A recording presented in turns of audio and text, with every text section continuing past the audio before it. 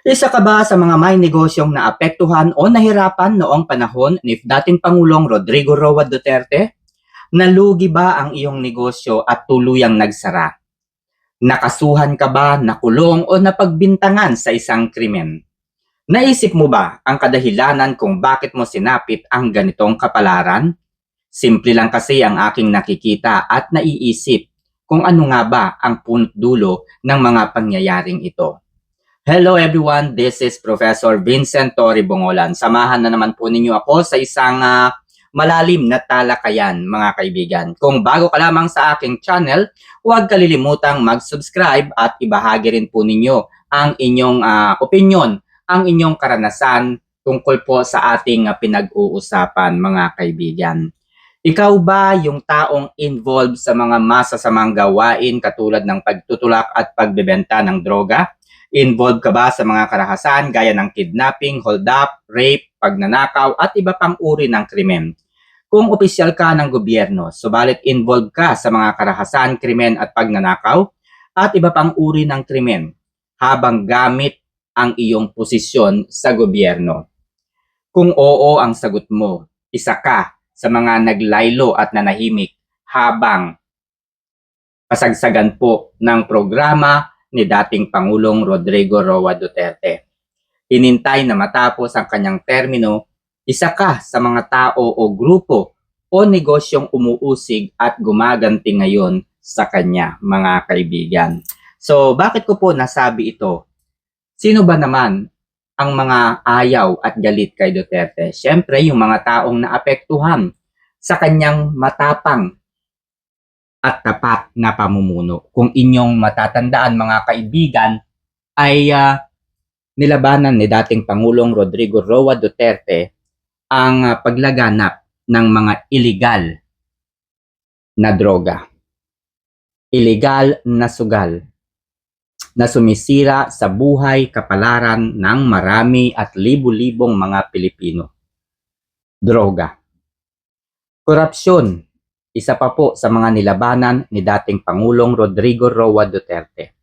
Korupsyon sa gobyerno, kaya napakaraming mga proyekto ang dapat sana ay nagawa na isakatuparan o nangyari. Subalit dahil sa korupsyon ay hindi po ito naipatupad. Ang paglaganap ng terorismo, at iba pang uri ng mga krimen, pagre-recruit sa mga NPA, ang tatlong bagay na ito mga kaibigan, ang matapang na nilabanan ni dating Pangulong Rodrigo Roa Duterte. Kaya nang matapos ang kanyang termino, eto ngayon, siya ay ginagantihan na ng mga taong kanyang nasagasahan. Aminin man ninyo o hindi, kung kayo ay anti-Duterte, panigurado, involved kayo sa masasamang gawain. Katulad na nga po nitong si Congressman Terry Ridon, mga kaibigan. Noong panahon kasi ni Terry Ridon ay napansin ni dating Pangulong Rodrigo Roa Duterte na madalas itong magbiyahe, lumabas ng ibang bansa. No? Basahin natin ang ulat patungkol po kay Terry Ridon. Sabi nga po ni dating Pangulong Duterte, basahin ko na lamang po yung balita, no, na inilabas noong December 12, 2017. Ayan, sa Rappler. He traveled about 7 times, and to think that the office is an urban poor agency, I simply cannot, says President Duterte about the PCUP chairman he just fired. No? Tinanggal po niya bilang chairman ng Presidential Commission for the Urban Poor si Terry Redon. Okay, so eto po, no? Duterte elaborated on his accusations against Redon during his speech at the 2017 Presidential Awards for Child-Friendly Municipalities and Cities in Malacanang. He was appointed September. He traveled 7 times, and to think that the office is an urban poor agency, I simply cannot, said the president, adding that he had no personal grievance against Ridon. I cannot understand why you have to be there at every powwow in every international scene. We cannot afford it. But Ridon supposedly traveled with officials from other agencies as well, including the National Housing Authority and the Office of the Cabinet Secretary. There were for international conference related to poverty alleviation and development. Ridon in a statement said that the trips were approved by Malacanang.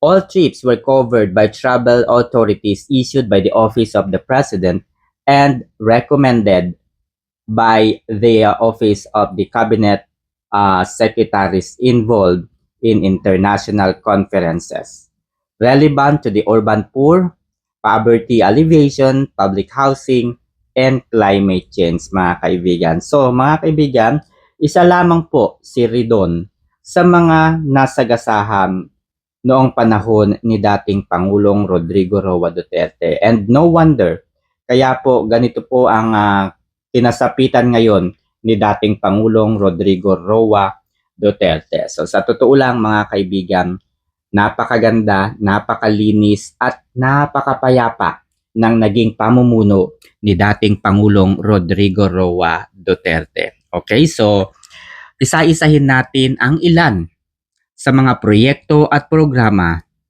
ni dating Pangulong Rodrigo Roa Duterte. Uulit-ulitin natin ang mga bagay at mga proyektong ito. Lagi natin itong babanggitin upang hindi po mabura ang mga magagandang ginawa ni dating Pangulong Rodrigo Roa Duterte sapagkat nakikita ko po na sinusubukan ng administrasyon ng gobyernong ito na mabura ang mga magagandang proyektong ito ni dating Pangulong Rodrigo Roa Duterte upang baguhin po ang pag-iisip, lasunin po ang mga iniisip po ng mga tao. Lasunin po yung kanilang pag-iisip upang maipalabas na si dating Pangulong Rodrigo Roa Duterte ang isa sa pinaka-worst president of the Republic of the Philippines. Pero mga kaibigan, hindi po bulag ang maraming kababayan, hindi po bulag ang maraming Pilipino, kaya tulungan po ninyo ako na ipaalala sa maraming mga Pilipino ang mga proyekto at mga programang ito ni dating Pangulong Rodrigo Roa Duterte mula po noong 2016 hanggang 2022. Unahin natin ang Build, Build, Build program. Isang malawakang programang pang-infrastruktura na ang layunin po ay paunlarin ang transportasyon, mga kalsada, tulay, paliparan, pantalan at iba pa. Ano po ang layunin nito? Mabawasan po ang traffic sa urban areas. Pabilisin ang konektibidad sa pagitan ng mga rehiyon. Hikayatin ang mga pamumuhunan at iba pang mga related sa turismo, mga kaibigan. Kaya po, alam naman po natin ang mga naitayo sa ilalim po ng Build, Build, Build program. Nandyan po yung mga Skyways 3, MRT, airport, mga pantalan at iba pa, mga kaibigan. Pangalawa ay ang Universal Healthcare Act or the Republic Act 11223. Okay, so ano po ang layunin nito? Ang lahat ng mga Pilipino ay dapat automatic na maging saklaw at bahagi ng PhilHealth. At dapat ay magkaroon ng access at abot kayang serbisyong medikal sa lahat ng mga Pilipino. Ang layunin nito ay masiguro na may mga access sa serbisyong pangkalusugan ang bawat isa sa atin. Iangat din po ang kalidad ng mga pampublikong mga ospital. Ito po ang layunin ng Universal Healthcare Act or the Republic Act 11223. Pangatlo, ang libreng tuition sa state universities and college. Ito po yung Republic Act 10931. Mga kaibigan, alam naman po natin na ito po ay isinulong ng ilan sa mga senador, kasama po dito si Bam Aquino. Subalit ilang pangulo na po ang dumaan at hindi po ito naaaprobahan sa kadahilanang hindi alam kung saan kukuha ng pondo at wala pong pondong maibigay sa mga universidad. Natatangkilik po dito sa mga tinatawag nating free tuition fee. Subalit noong panahon ni Duterte, kahit ayaw po at tumututol ang kanyang mga economic advisors at sinasabing walang pondo ang ating bansa, ay pinirmahan pa rin po ito ni dating Pangulong Rodrigo Roa Duterte sapagkat nakikita po niya ang kahalagahan ng edukasyon. Okay, so magkaroon po ng libreng matrikula para sa mga estudyante sa mga pampublikong universidad at mga kolehiyo. Ang layunin siyempre ay bigyan ng pantay-pantay na oportunidad ang mga kabataang Pilipino na makapag-aral sa kolehiyo, labanan ng kahirapan sa pamamagitan ng wasto at tamang edukasyon. Pang-apat, ito po yung tinatawag natin na ease of doing business. Ito po yung Republic Act 11032. Ito po ay naglalayong pabilisin ang proseso sa mga transaksyon sa gobyerno at bawasan ang korupsyon. Gawing mas madali ang pagnenegosyo sa bansa.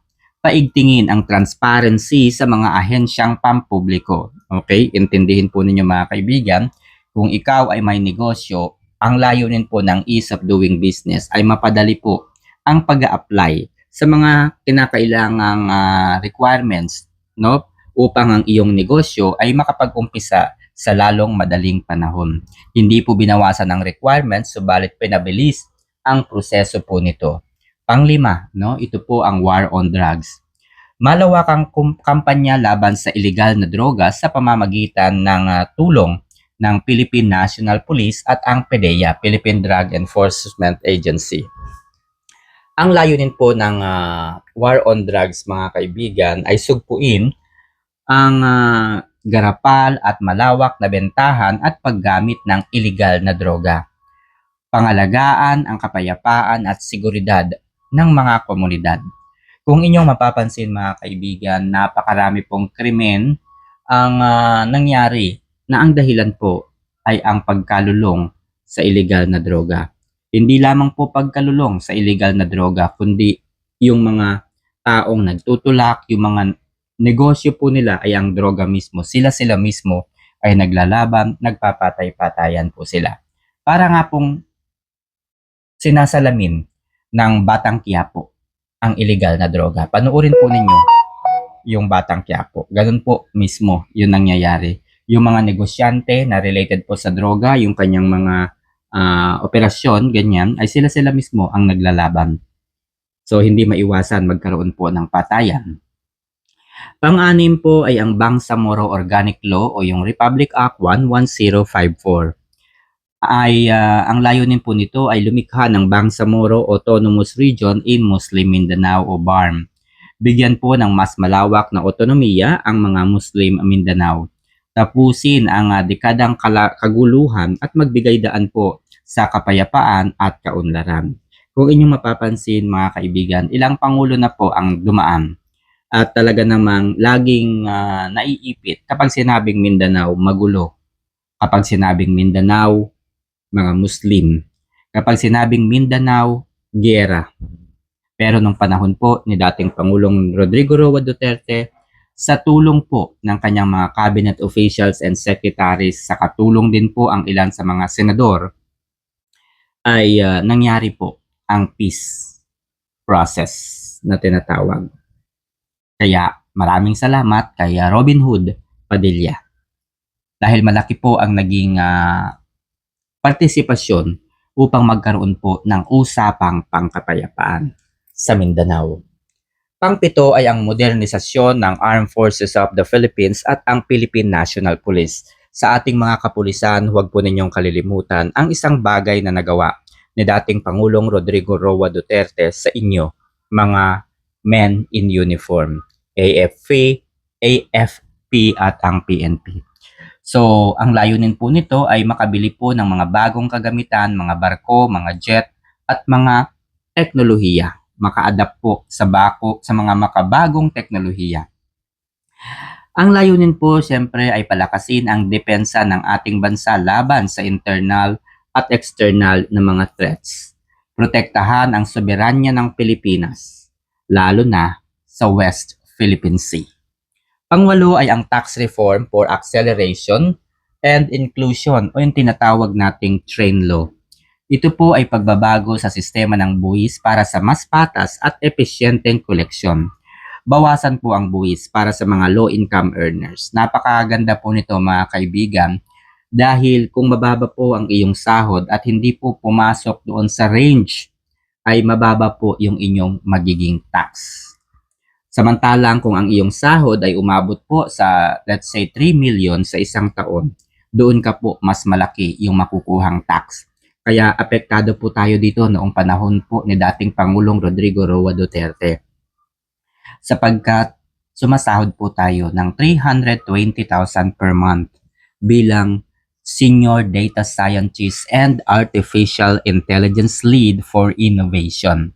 Nagtapos po ako ng statistics at mayroon pong master's degree in applied statistics. Ako rin po ay kumuha ng Bachelor of Laws sa Polytechnic Universities of the Philippines. Kaya nga po ang naging position ko ay Senior Data Scientist and Artificial Intelligence Lead for Innovation hanggang ako po ay maging isang Director 2 for Data Analytics. Kaya apektado po ako nito dahil napakalaki po yung tax na nakukuha at napupunta sa gobyerno, which is fine. Which is fine dahil nakikita ko naman noong panahon ni dating Pangulong Duterte ay meron po talagang kinapupuntahan yung tax na ibinabawas sa aking sahod. So dahil ito po, no, dahil sa train law, madadagdagan ang pondo para sa mga proyekto ng gobyerno.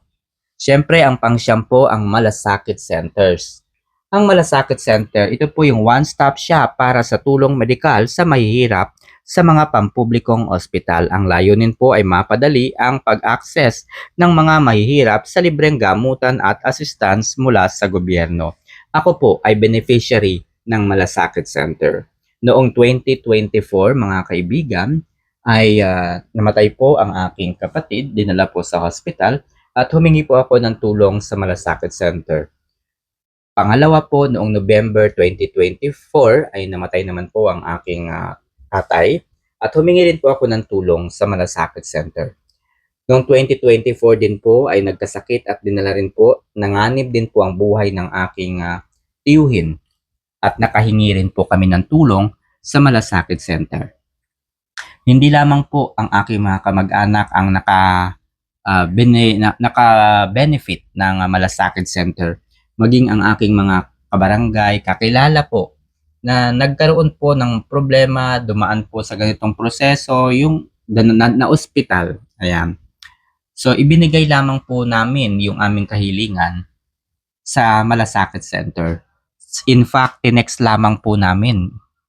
No, tinext lamang po namin and then kinabukasan ay wala na kaming inintindi. Hindi po mapupunta sa inyo, hindi po mapupunta sa atin yung pera na ibibigay ng gobyerno. Diretso po yung tulong sa hospital.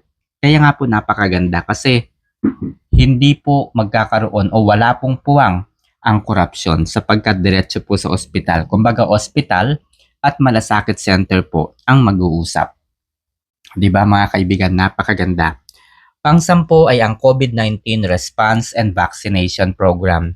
Ito po ay upang matugunan ang pandemya sa pamamagitan ng mga lockdowns, health protocols at vaccination rollout. Ang layunin po nito ay protektahan ang kalusugan ng mga mamamayang Pilipino o ng publiko. Ibalik ang sigla ng ekonomiya matapos ang pandemya. Okay, imagine nyo guys, 2 years. 2 years, higit po, no? Higit 2 years, nalampasan natin ang pandemya dahil sa dating Pangulong si Rodrigo Roa Duterte. Pang-11, rehabilitasyon ng Boracay. Pansamantalang isinara ang isla upang ayusin ang mga iligal na estruktura at problema sa sewage and sewerage system. Panatilihin po ang kalinisan at kagandahan ng Boracay. Siguruhin ang pangmatagalang turismo. Kaya po mga kaibigan, marami po ang nakapansin sa pagbabago sa Boracay noong panahon ni Duterte. Siyempre, OFW Protection and Reintegration Programs. Ito po ay naging daan upang mahalin ng mga OFW si dating Pangulong Rodrigo Roa Duterte. Napakarami pong programa ng gobyerno noong panahon ni Duterte sa mga OFW. Paglikha po ng Department of Migrant Workers at pagpapalakas ng tulong para sa mga OFW. Siguruhin ang proteksyon, repatriation at kabuhayan ng mga OFW. Magbigay ng tulong sa mga nais magnegosyo o bumalik sa Pilipinas. 13 mga kaibigan, ito po ang rehabilitasyon ng Marawi City. Pagbangon ng lungsod matapos ang 2017 Marawi Siege laban sa mga teroristang grupo. Muling itayo ang mga nasirang tahanan at infrastruktura. Tiyakin po ang kapayapaan at kaayusan sa lugar, mga kaibigan. Rehabilitasyon po ng Roxas Boulevard. Kaya nga po, ang dating basura ay pinalitan ng Dolomite Beach. So, sino sa inyo mga kaibigan yung hindi pa nagta-travel? Yung hindi po pumupunta mula sa north papunta sa Manila, Manila papunta sa south. So malamang karamihan po dyan ay mga anti-Duterte. Hindi po nila nakikita yung skyways, hindi po nila nagagamit yung skyways. Kaya akala nila yun ay mga joke lamang, mga kaibigan. Pero ako po, dahil madalas po akong mag-travel mula Manila papunta sa norte, mula Manila papunta sa south, mula Manila papunta po sa Nueva Ecija, papunta po sa Aurora Province, Quezon, Batangas, Tagaytay. Lahat po ng mga lugar na yan ay mas mabilis nating mararating. Dahil po sa Skyways Stage 3, mga kaibigan. So, napaka-safety din po nung panahon ni dating Pangulong Duterte. Ang mga babae, mga lalaki, mga kabataan, nakakauwi sa kanilang tahanan ng ligtas. Hindi po natatakot maglakad sa 10 oras ng gabi. Dahil ang lahat ng mga kriminal, sabi ko nga, ay naglaylo, tumahimik at natakot gumawa ng karahasan. So, it's very obvious mga kaibigan. Napansin nyo rin ba yung aking napansin? Yung mga galit kay Duterte, yun yung mga gumagawa ng karahasan, gumagawa ng kaguluhan, gumagawa ng mga krimen, involved sa droga, involved sa terorista, sa terorismo, mga NPA. Diba? So, eto po mga kaibigan. Meron akong isang big news, no? Big news dahil tila sangkot si Senator Riza Hontiveros sa pagpapadala ng mga pekeng testigo laban kay Duterte sa ICC. So talakayin natin yon sa mga susunod na araw. So yun lamang mga kaibigan at maraming salamat.